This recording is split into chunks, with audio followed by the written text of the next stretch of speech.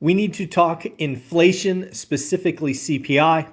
We need to talk about mortgage applications.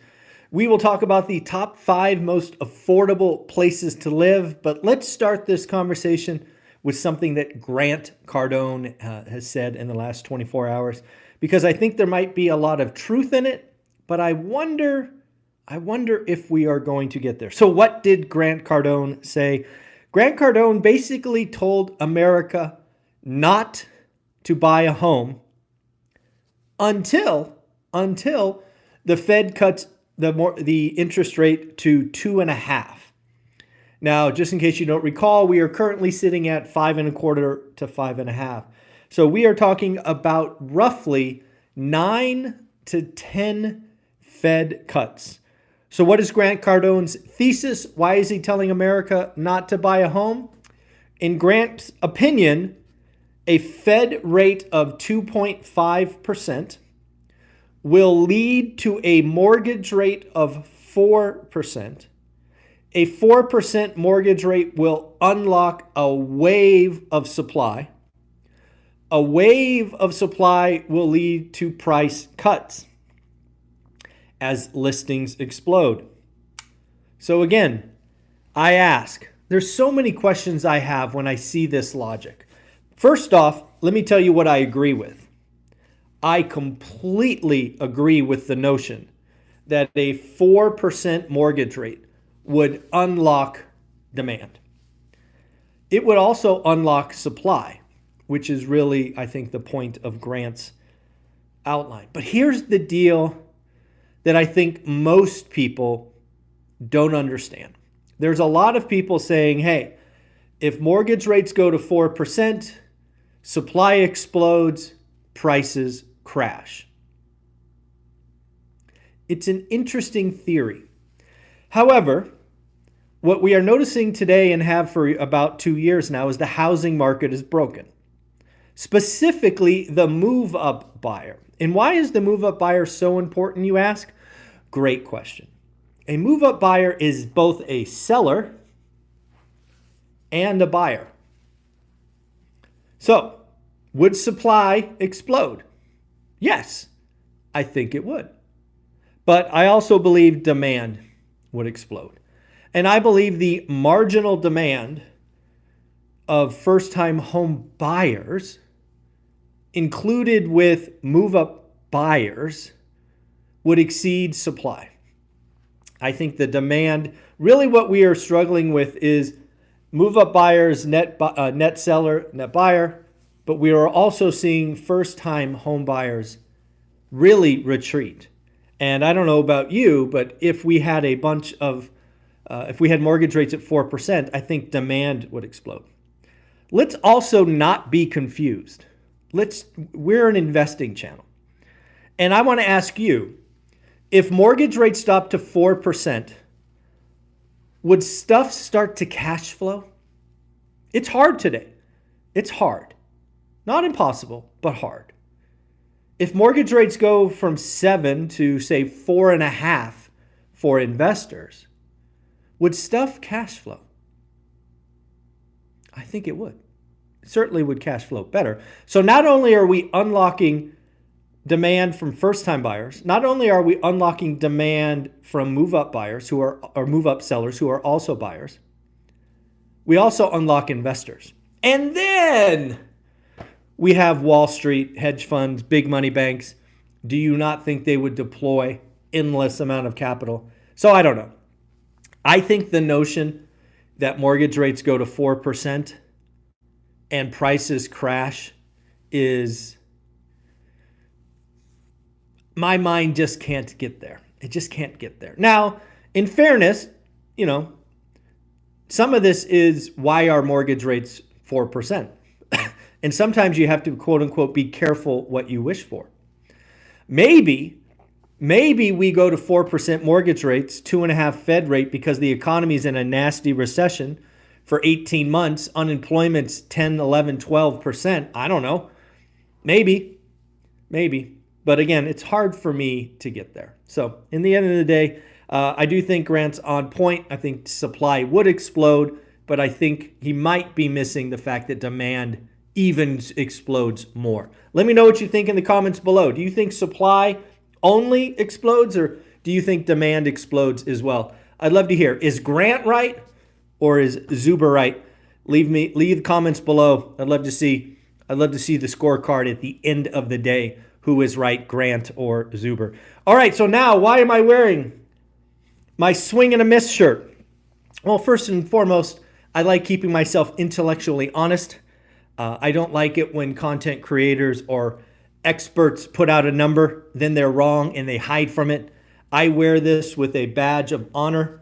We got our CPI reading today, and I believe that headline CPI would stay flat at 3%. The experts were calling 2.9, and Dan Bird over the weekend called 2.8. Well, the answer came in at 2.9. So I'm going to consider that a swing and a miss. Let's go over the numbers. Again, we have two inflation readings. Yesterday, PPI came in at all four. Headline, core, month on month, year on year. All four were better. Today, pretty much in line.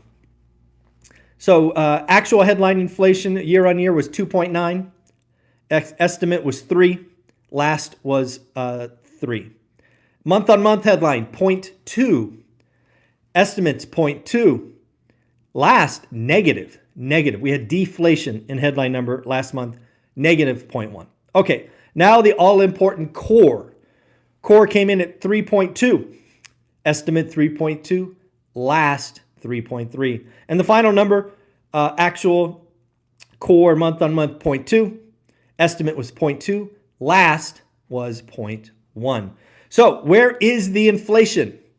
And this is what got me to call 3 was insurance. Insurance was up 18.6%.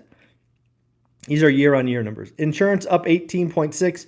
Tobacco up 7.9. Owner's equivalent rent 5.3. Food away from home 4.1.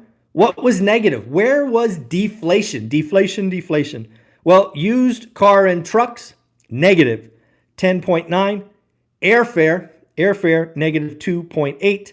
Gasoline negative 2.3. And finally, new vehicles down 1%. One thing that I did peek at was core CPI X shelter. That came in at 1.8 flat month on month. So again, is this enough to get the Fed cut in September?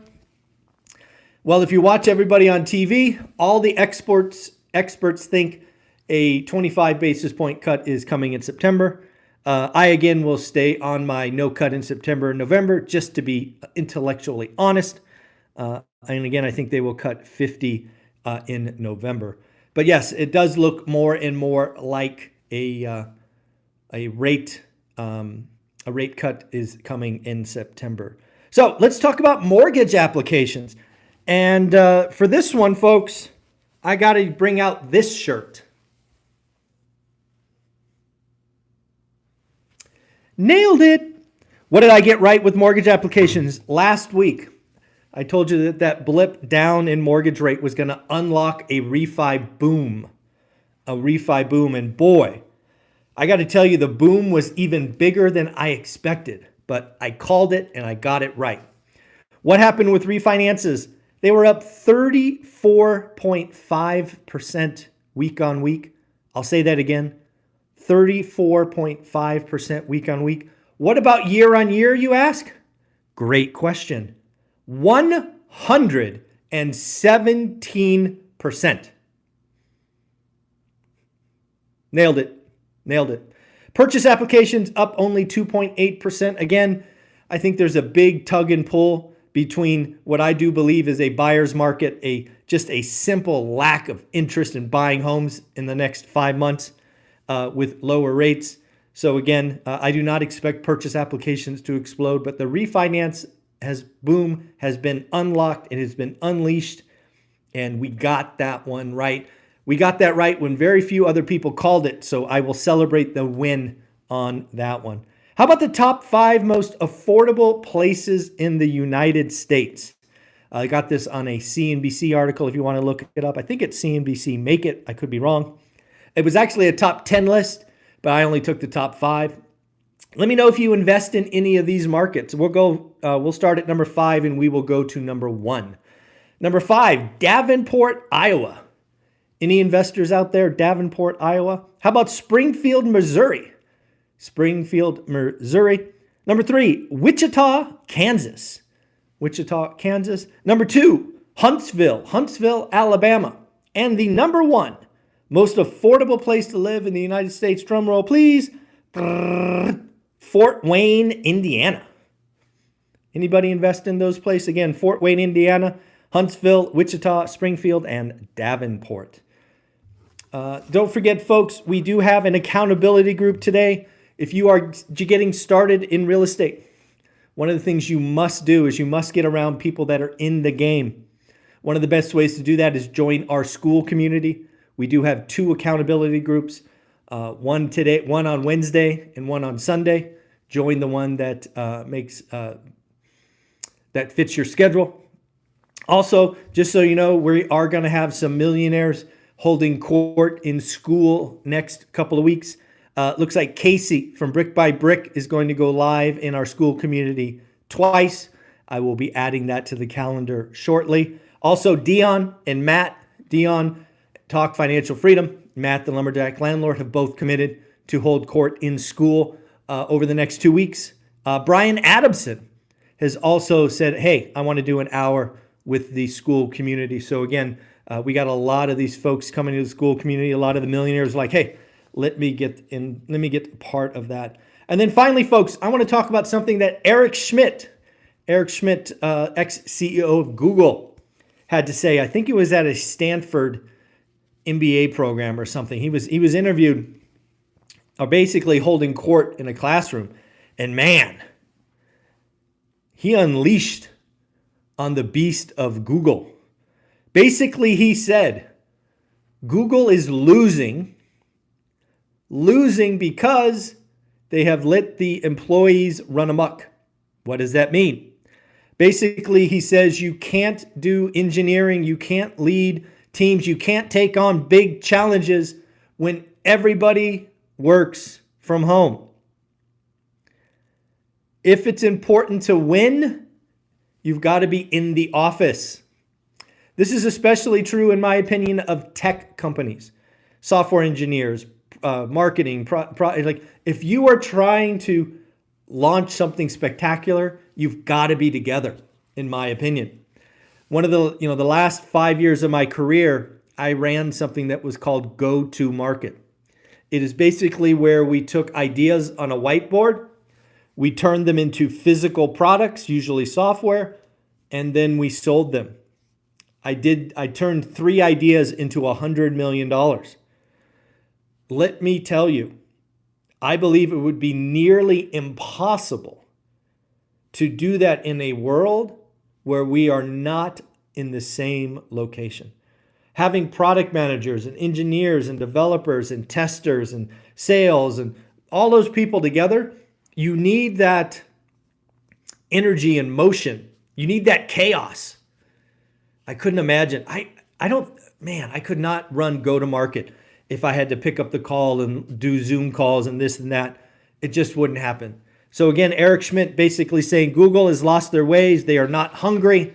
They are living high on the hog of yesterday's invention, and they are going to get their lunch handed to them. So folks, at the end of the day, do me a favor, join school. You will not be disappointed. Also, don't forget our Vegas event.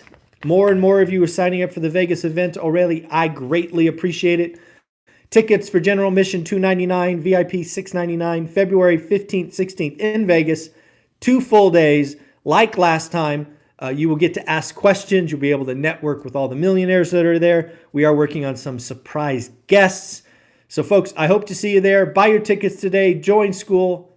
Take care. Have an amazing day. Later.